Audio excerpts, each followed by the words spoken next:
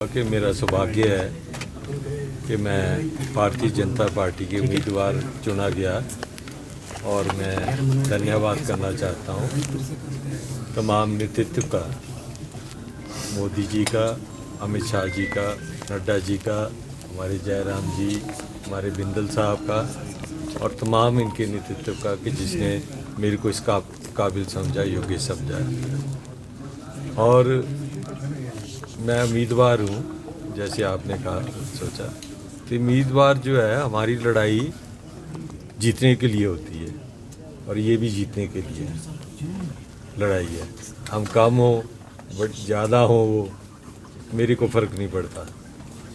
मुझे पूरी उम्मीद है कि जो सुक्खू सरकार का आज ये हाल है कि सारे पीड़ित हैं, उनके भी और आप लोग भी, तो जितने पीड़ित है वो अपने अंतरात्मा के मुताबिक वोट करें तो अच्छी बात है। सर, किन किन पीड़ितों से संपर्क हो गया आपका? संपर्क तो मेरा सबसे है, तो इसमें कोई बात ही नहीं है। सर, आपको उतारने की वजह कांग्रेस से आपकी पुरानी करीबियां भी मानी जा रही है क्या? अब ये तो ऐसी बात नहीं है कि भी मैं तो इलेक्शन से पहले आ गया था बीजेपी में और मेरे को आदर सम्मान मिला है और हमेशा मिला है। मैं आभारी हूँ सारे नेतृत्व का, प्रदेश की और देश के। तो इसमें कोई ऐसी मेरे लिए बड़ी बात नहीं है। हमने बड़ी लंबी दौड़ बाड़ी खेली हुई है। सर, जीत कैसे मिलेगी? थोड़ा मैथमेटिक्स समझा दीजिए सर, क्योंकि 25 ही विधायक है भाजपा के। तो मैथमेटिक्स तो आपको 27 को पता लगेगा। एक तो पहली बात के लोकतांत्रिक व्यवस्था के अनुरूप हम काम कर रहे हैं, ये अधिकार है।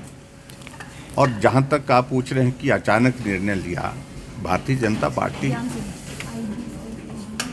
आराम से आ जाओ, जो भी निर्णय करती है सोच समझ के करती है और कई बार निर्णय अचानक होते हैं। और दूसरी बात, जहां तक हमारे कैंडिडेट के संदर्भ में है, हर्ष महाजन जी हमारे पुराने साथी हैं, का बहुत एक लंबा अनुभव है और उस दृष्टि से राजनीतिक क्षेत्र में काम करने के लिए सहयोग और समर्थन से किस प्रकार से हम आगे बढ़ सकते हैं, उसमें हम सब लोग इकट्ठा होकर के काम कर रहे हैं। और जहां तक इस चुनाव के संदर्भ में आप पूछ रहे हैं, मैं सिर्फ इतना ही कहना चाह रहा हूं कि भारतीय जनता पार्टी ने हर्ष महाजन जी के रूप में जो कैंडिडेट हमने राज्यसभा के लिए यहाँ पर जिनका नॉमिनेशन अभी हुआ है, सोच समझ करके निर्णय किया है और पार्टी के नेतृत्व ने इस भरोसे के साथ कि इसमें हम आगे बढ़ेंगे और विजय हासिल करेंगे। और जहाँ तक रही कांग्रेस के कैंडिडेट के संदर्भ में, मैं सिर्फ इतना ही कहना चाह रहा हूँ कि विचित्र परिस्थिति है।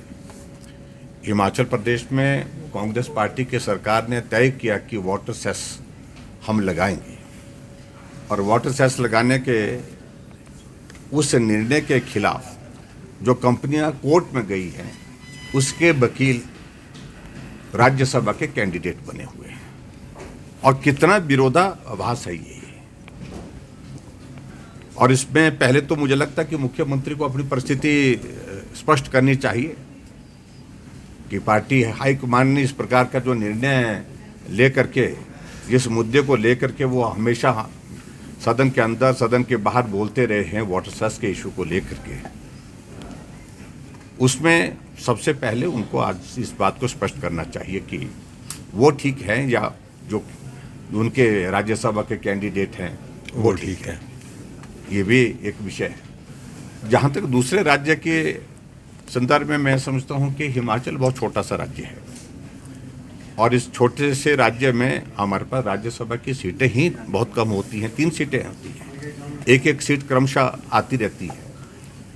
और इस सिलसिले में हिमाचल प्रदेश के अनेकों पॉलिटिक्स का हम करते ही नहीं, विश्वास ही नहीं करते उस बात पर। हम तो सिर्फ एक ही बात करते हैं, हमारा काम करने का तरीका है। काम करने के तरीके में जिस प्रकार से भारतीय जनता पार्टी आगे बढ़ती है, और बिना सोचे कुछ हम करते नहीं हैं। सर बीजेपी के पास नंबर्स कम हैं तो आपको उम्मीद है कि क्रॉस वोटिंग या इस तरह? इस पर मैं अभी कुछ नहीं बोलूँगा। मैं इतना ही कह रहा हूँ कि अंतरात्मा से अपने जो साथी हैं, जो वहाँ पर बहुत एक पीड़ा के दौर में से गुजर रहे हैं, अंतरात्मा की आवाज़ के साथ वो अपना मतदान करें। सर भाजपा के मनोबल की क्या वजह है, इतने कॉन्फिडेंट कैसे हैं सर आप लोग?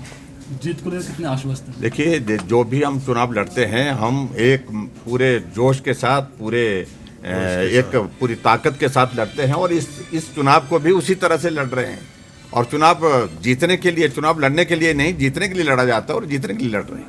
Thank you. महाजन के साथ उनका अधिकार भी था और उस अधिकार के तहत हिमाचल के किसी व्यक्ति को, किसी नेता को अगर टिकट दिया होता तो मुझे लगता कि वो ज़्यादा उचित रहता, ज़्यादा बेहतर रहता। लेकिन उनकी पार्टी का निर्णय, उस पर मैं बहुत ज़्यादा नहीं कहना चाह रहा हूँ। लेकिन निराशा है जो टिकट के इच्छुक थे, जो चुनाव लड़ना चाहते थे और जो अधिकार रखते थे, जिन्होंने पार्टी के लिए बहुत बड़ा योगदान दिया हुआ उस पार्टी में, और आज वो वंचित हुए इस सारी चीज़ से। तो इसका भी खामियाजा मुझे लगता है कि कांग्रेस पार्टी को आने वाले समय में भुगतना पड़ेगा। के लोकतंत्र के अंदर चुनाव हमेशा लड़ना चाहिए और ये हमारा दायित्व है और हम उस दायित्व का निर्वहन करेंगे, ये सबसे महत्वपूर्ण बात है। आज लोकतांत्रिक प्रक्रिया के अंतर्गत हमारे राष्ट्रीय नेतृत्व ने और श्री हर्ष महाजन जी को उम्मीदवार के रूप में प्रस्तुत किया है और नेता प्रतिपक्ष और भारतीय जनता पार्टी सब लोग मिल करके इस चुनाव को लड़ेंगे। अंततोगत्वा लोकतंत्र है, लोकतंत्र में कोई जीतेगा, कोई हारेगा, परंतु लोकतंत्र में चुनाव को खाली नहीं रखा जा सकता, ये निर्धारित है और उसी कड़ी के अंदर हम चुनाव लड़ रहे हैं।